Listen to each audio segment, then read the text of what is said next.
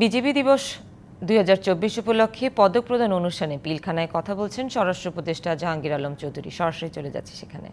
তোমার সাথে যাব। তারপরে এই যে ইসের সময় কিছুদিন আগে যে ইটা হলো তাবলিগ চট্টগ্রামে একজন আমাদের ইসি মারা গেলেন, যে আমাদের আইনজীবী, ওখানেও কিন্তু ছাড়ে গেছেন।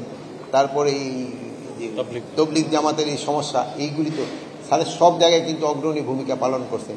আমরা আপনারা সবাই দোয়া করব আল্লাহ যেন তার বেহেশত নসিব করে এবং কবর আযাব মাফ করে।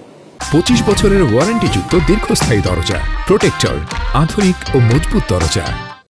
না, আমাদের নীতিগত সিদ্ধান্তের কোনো পরিবর্তন নাই। আমরা রোহিঙ্গাদের কোনো অবস্থায় প্রবেশ করতে দিব না। তারপরেও যারা ওই যে আপনি একটা বললেন সংখ্যা ঘুরে গেলে, ওটা হয়তো মানবিক দিক বিবেচনা করে আমরা হয়তো তাদের, যেহেতু ওই এলাকায় যুদ্ধ হচ্ছে, তাকে পাঠানো যায় নাই, বাট আমরা ম্যাক্সিমামে কিন্তু পাঠাই দিচ্ছি।